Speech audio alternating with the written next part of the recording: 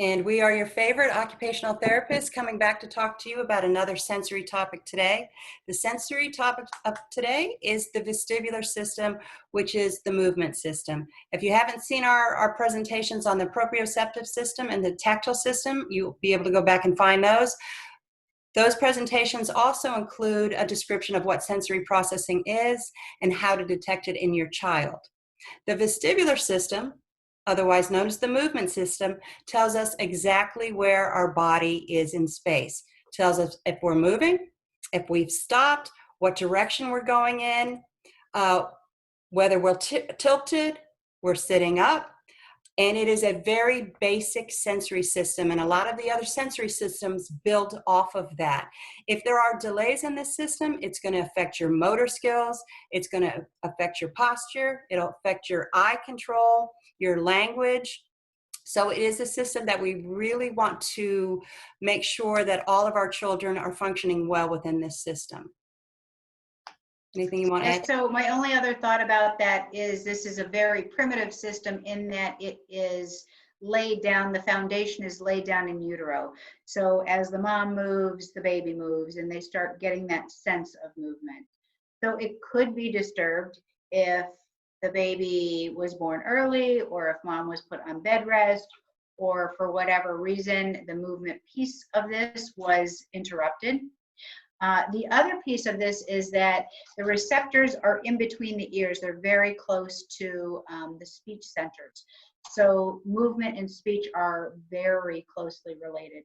And the term, if you've heard the term walkers and talkers, when they start getting up and walking at around that 12 to 15 month age, they also start talking more. And that's why those two movement, or the movement system, the vestibular system, and the speech centers are directly related.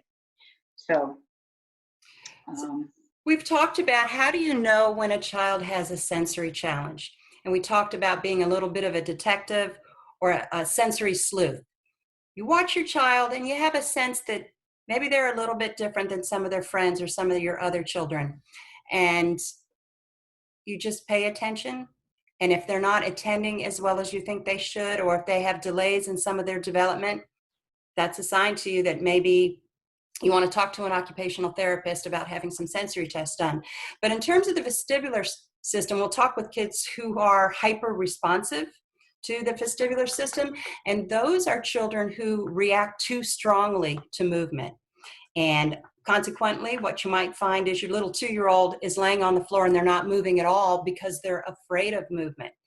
They cry when they're faced with the steps. They don't want to go down the steps. They don't want to go up to the steps. You take them to a playground, all the other kids are thrilled, and your child is on the periphery because they're so afraid to run, to bump into other children.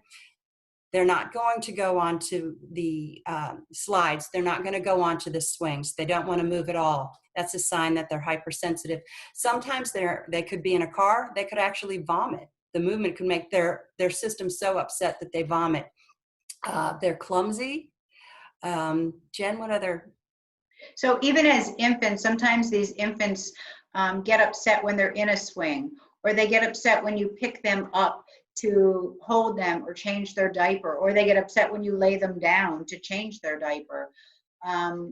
Because maybe the movement is too fast for them, or maybe they are just trying to get their sense of where they are in space. So they don't like that feeling. Another thing that happens sometimes around that 3-year-old age, when kids are starting to get toilet trained, the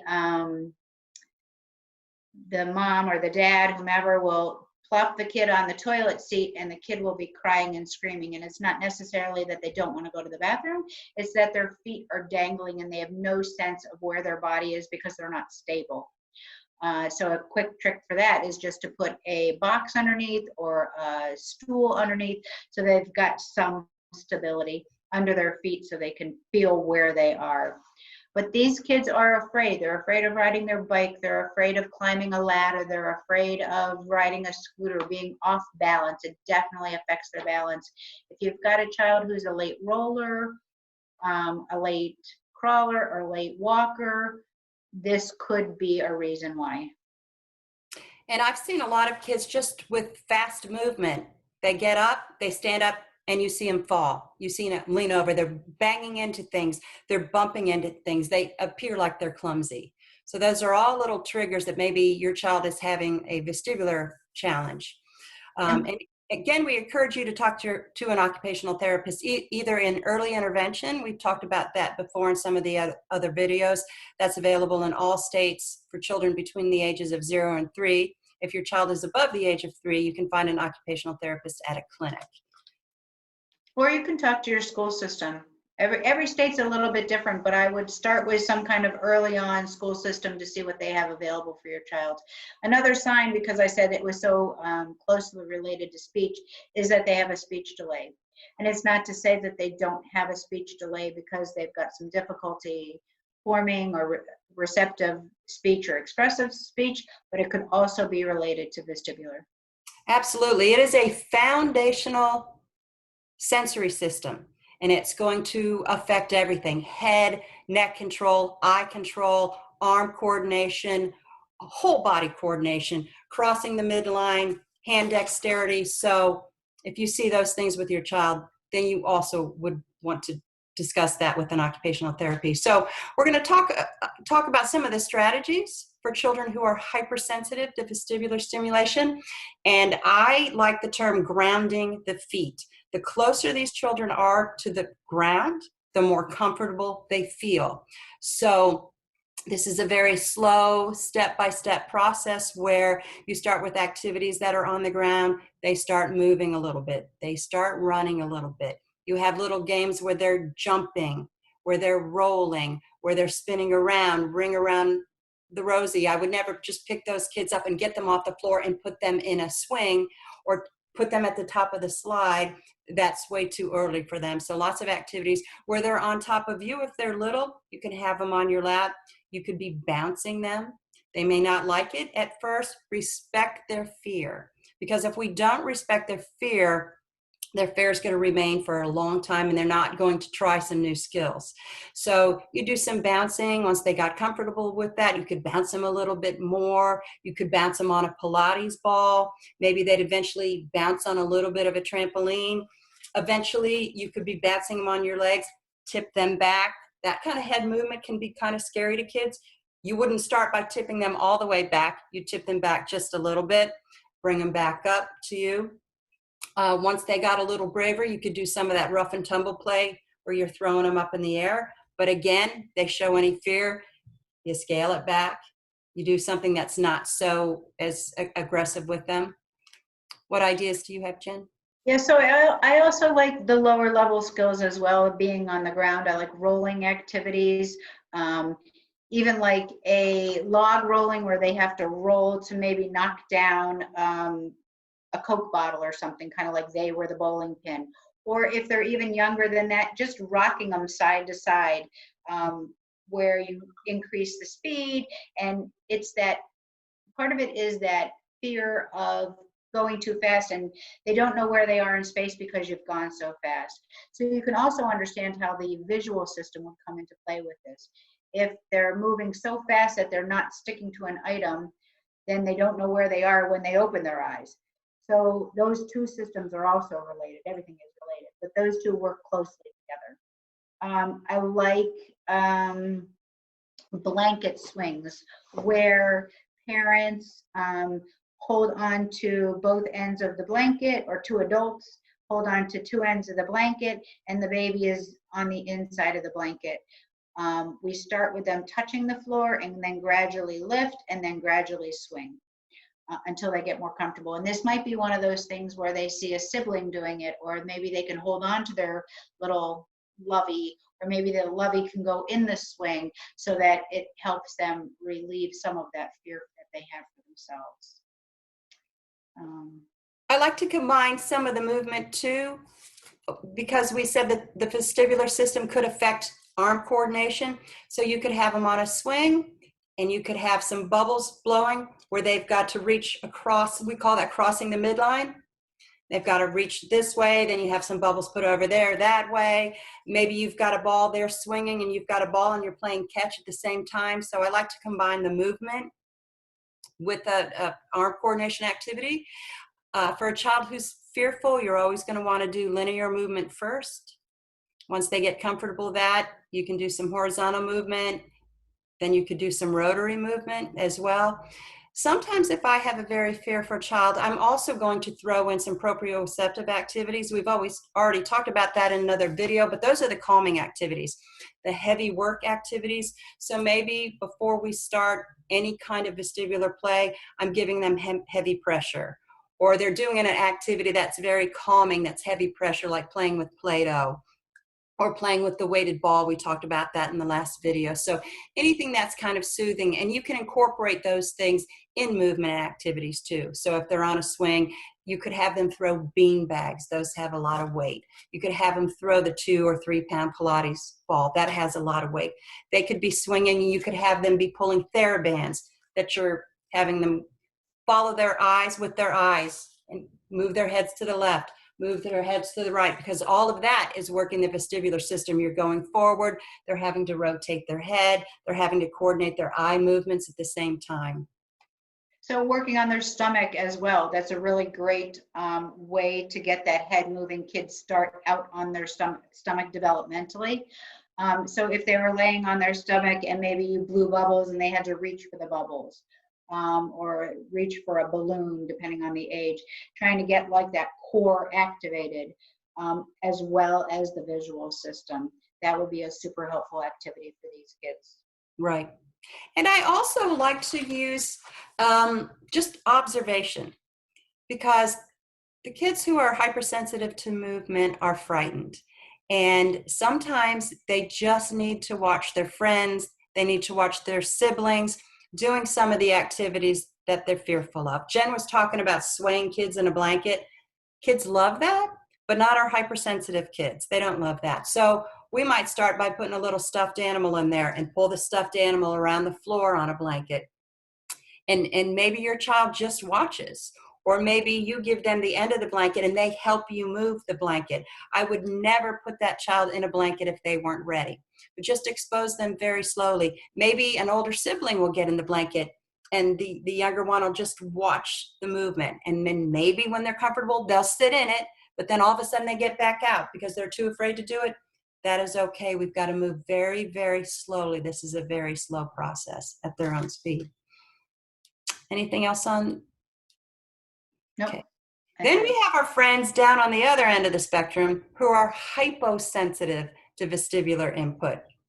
They just can't get enough of it, and they appear to be craving it. A lot of the children that I see on the autism spectrum seem to be hyposensitive to vestibular input, where they're craving it. They are moving, they are running, they love to run in circles, they are impulsive. You can't get them to stop once they start running.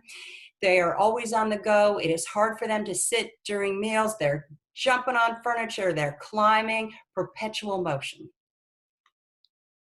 Absolutely.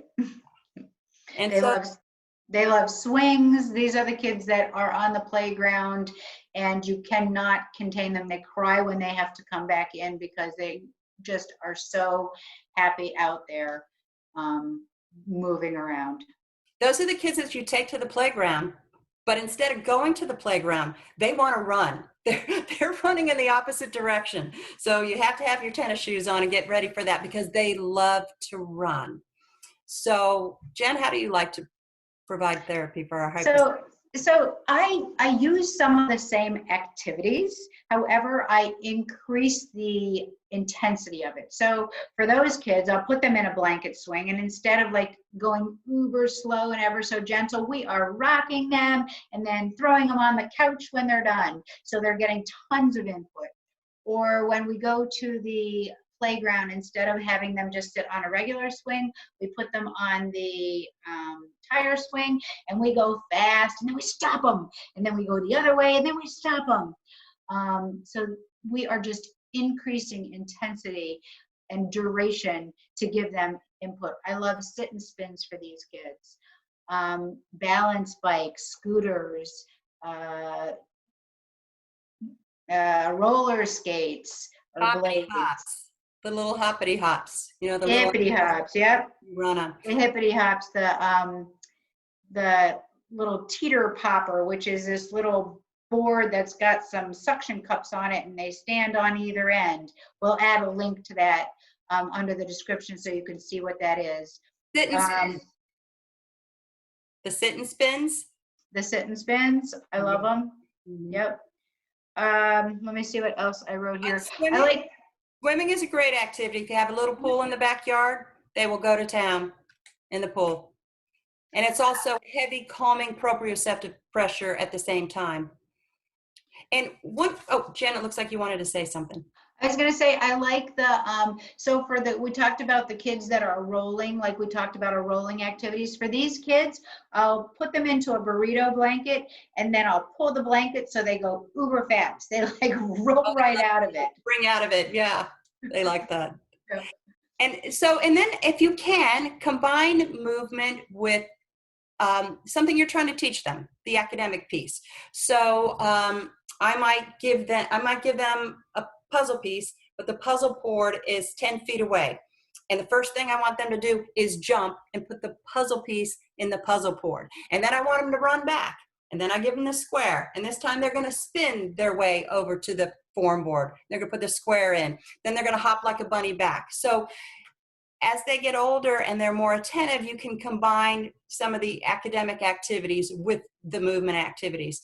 And I don't think we talked about this in the other videos, but there's a couple ways to give sensory input. You can give it through a sensory diet, and a sensory diet is a structured set of activities that you do at certain times of the day.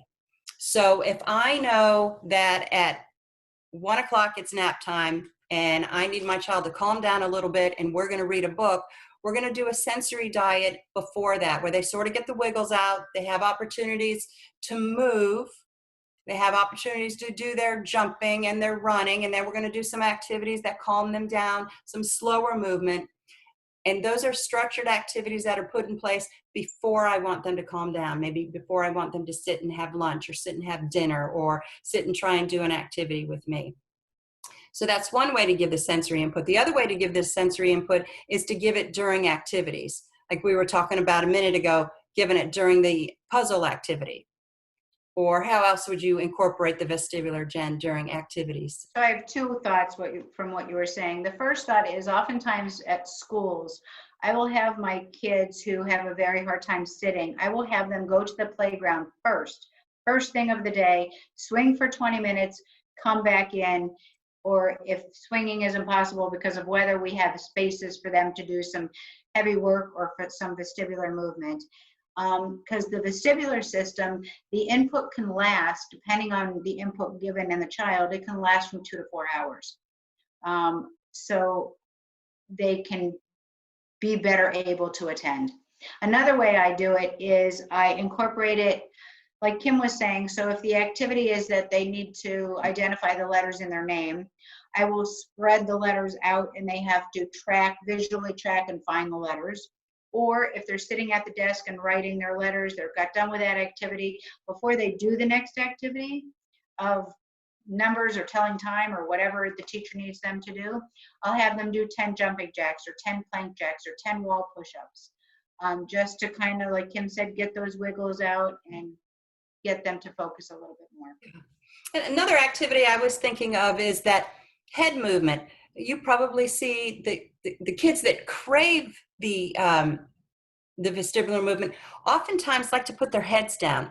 They put their hands on the floor and they put their heads down, or they go over to a couch and they hang backwards with their heads hanging down. So you can incorporate that input into an activity. So if we're working on colors and I have 3 different colors on the floor and I have the child standing, I'm going to ask them to bend over and get the blue. They've got to stand up, maybe run it and put it somewhere else. Then again, I'm going to have them bend over and get the color green. So they're bending, they're standing.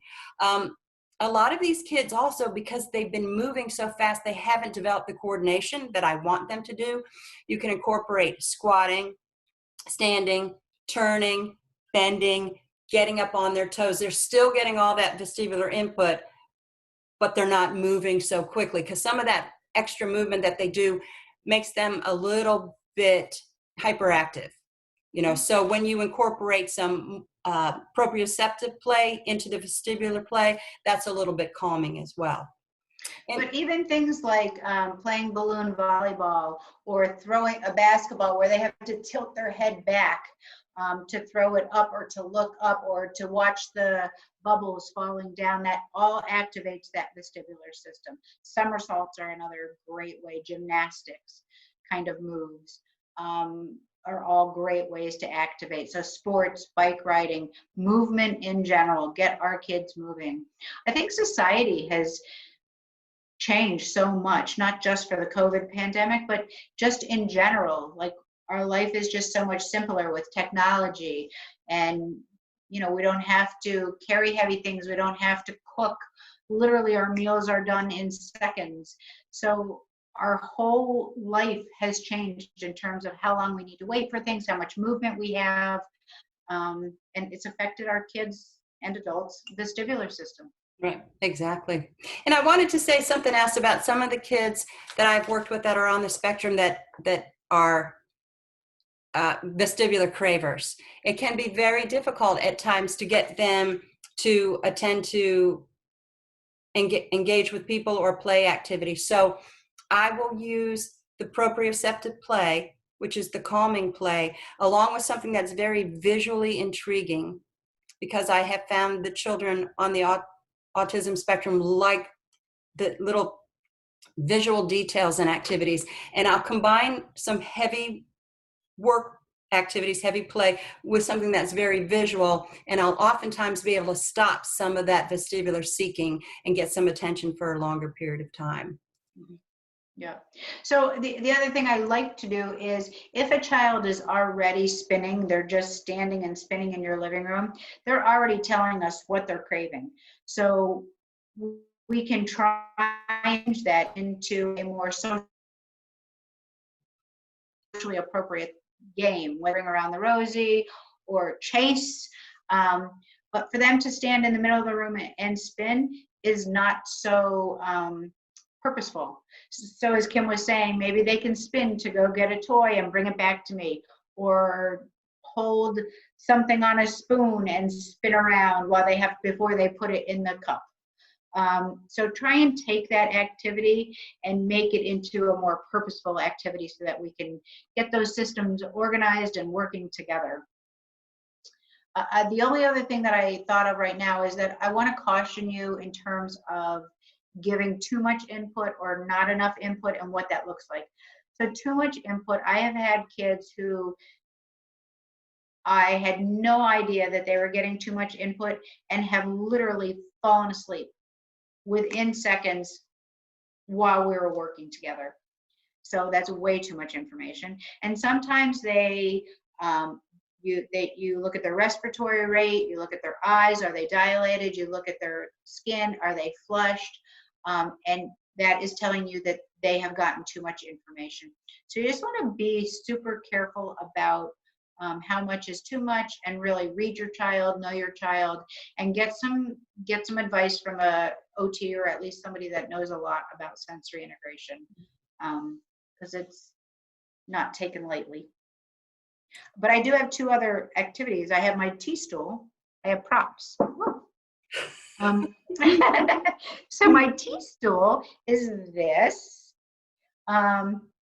Mine is round. So actually what we did, we commissioned our high school shop class to make these for us so we could put them in every classroom. So this one is 20 inches. If you buy them commercially, they sometimes move so that you can change the size. So we had little ones made for the preschool classrooms all the way up. So we supplied the wood and they made this, and then this one's not decorated, but our art students decorated them, so that was super cool. So it's simple. It's just a piece of round wood. It could be round, it could be square, and I don't know how they did it because I am not a wood person. And then I just went to Home Depot and got an end. And actually you can see that this one is a little bit worn off. So we got tennis balls and shoved them on there. So I just wanted to show you that. And then my other prop is my balance board that I love. And I use balance boards very, very regularly. Part of my job, I'm in an outpatient clinic, and I use it every single solitary day I'm at the outpatient clinic. So I combine, same thing, the high school shop kids made this. So it just looks like this, and then the back looks like this. This one doesn't have it, but we also put the non-skid things on there, and then we put marks on there so they knew where to stand. This is not a great example. But anyway, I like to combine this. So if they're standing on this, they're getting vestibular input, and we'll play a ball game, or we'll play a Zoom ball where they have to hold on to these handles and move a ball across to me. Just to activate more than one system at once and keep their body still while they're still getting the movement. We'd also talked about like the cushions, the seat cushions. For those kids that move all the time, they can sit on a therapy ball or a yoga ball or a Pilates ball, so that they can get that movement in their body, but not like get out of their seat, or a disc seat. Those little kids have air in them, and so they can sit, they can kind of move around. They're great when they're in class because it's giving them input if they're hyposensitive, but yet they can move and stay in their seat at the same time. Right. And the Pilates balls you can get with a base so that they don't move away from the child. And the same thing, they can give themselves some input. Yep. While they're attending. Yeah. Well, we hope you learned something today, and we're very glad that you joined us. Feel free to subscribe, and we will be coming back to you with some additional sensory topics, and we'd love to see some of your comments. Yeah, ask us any questions, and hopefully we can answer them for you. Have a great day. All right. Bye-bye. Bye.